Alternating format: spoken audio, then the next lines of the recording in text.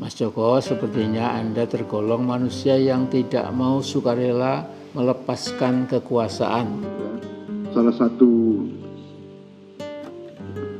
pelajaran kepemimpinan yang kita terima adalah seorang pemimpin yang baik adalah pemimpin yang legowo. Karena sudah membuktikan, jangan sampai kita melihat dari segi negatifnya saja. Ya. Tapi kita harus berpikiran positive thinking supaya nggak jadi penyakit, Pak. Ya. Kalau orang udah punya pikiran negatif kan jadi penyakit, Pak. Menjelekin orang, inilah, itulah, segala macam. Selalu yang dicari adalah kesalahan. Tapi kalau kita bicara positive thinking, itu semuanya akan sehat. Kalau saya melihat Pak Jokowi ini harus bisa memantau, mengontrol apa yang sudah dilakukan selama ini dan meneruskan apa yang akan dilakukan oleh presiden yang baru ini. Maksudnya apa yang sudah dilakukan jangan sampai mangkrak lagi. Bismillahirrahmanirrahim. Assalamualaikum warahmatullahi wabarakatuh. Sobat-sobat ngabarin kabar.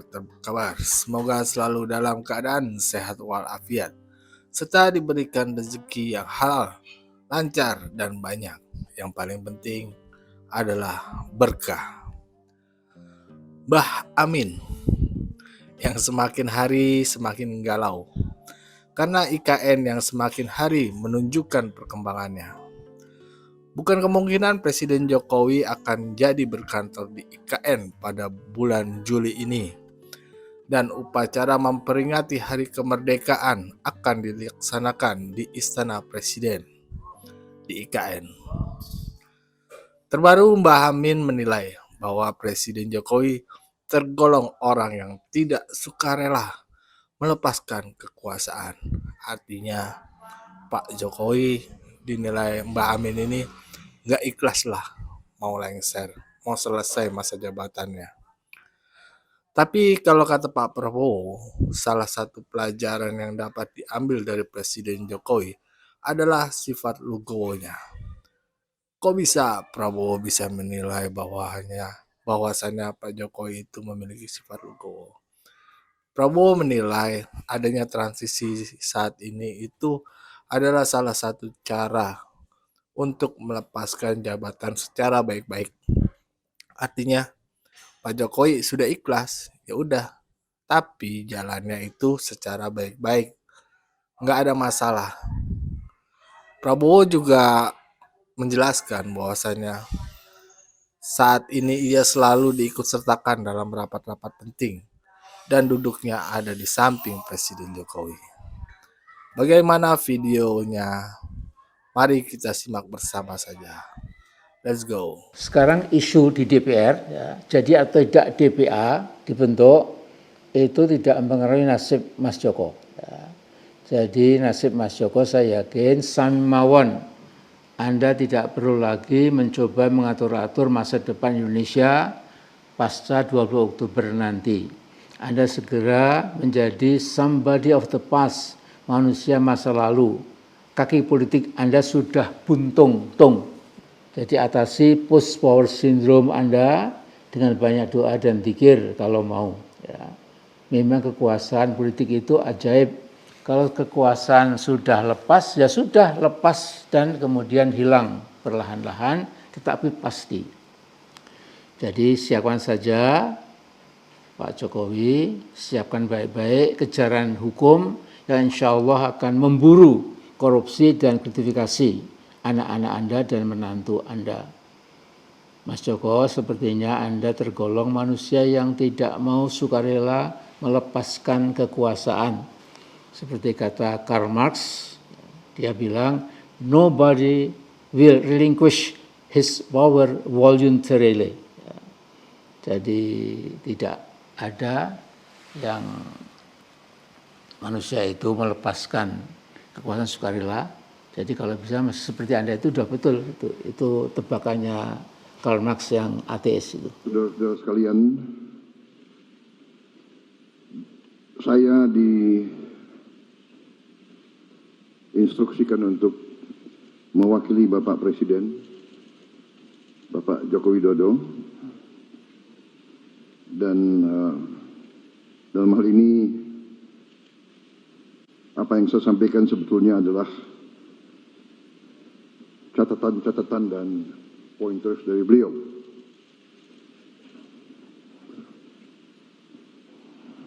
Saya kira Bapak Presiden ternyata sedang melatih saya untuk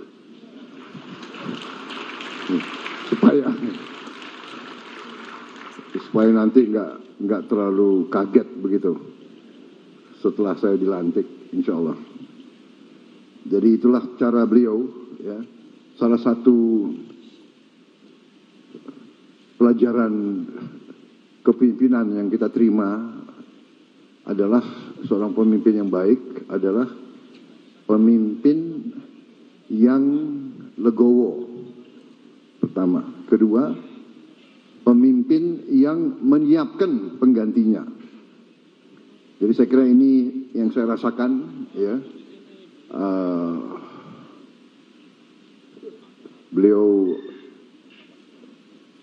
sekarang hampir semua rapat kabinet saya diikut sertakan dan duduknya sebelah presiden sekarang.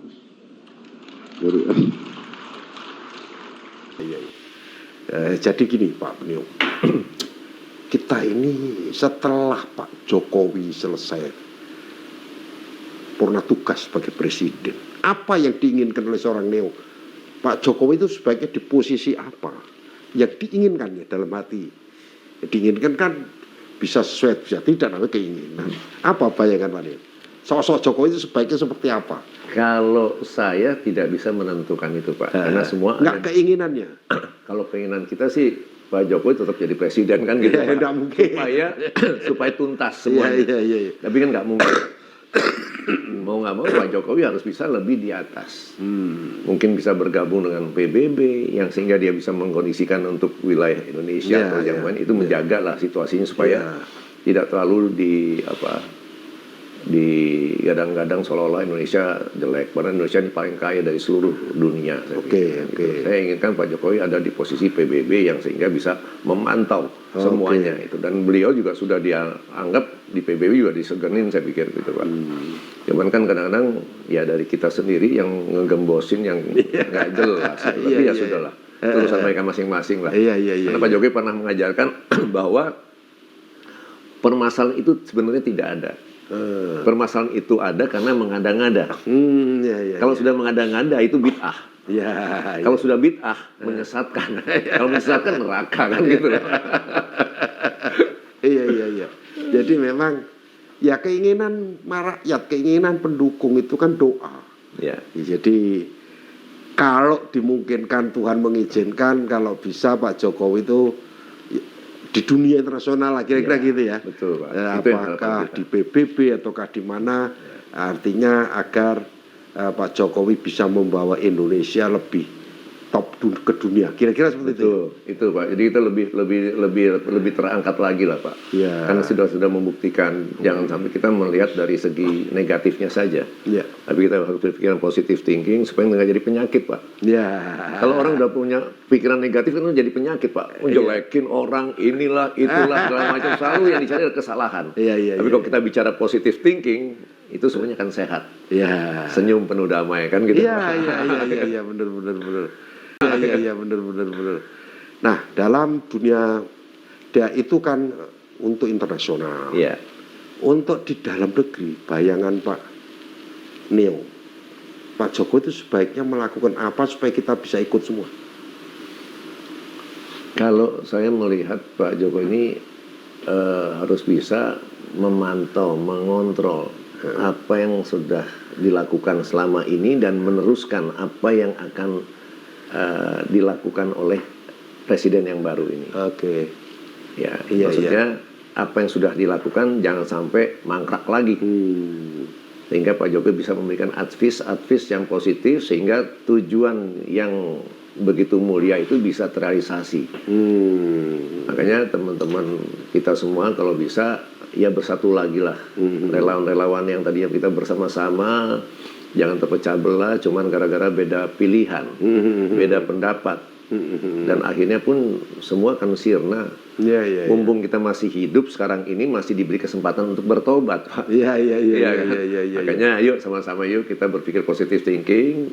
Bagaimana kita menciptakan putra-putri daerah untuk menjaga sumber daya alam masing-masing yang ada dan menciptakan SDM-SDM-nya, jangan hanya sekedar ingin sesuatu tapi dia belum siap dengan segala sesuatunya.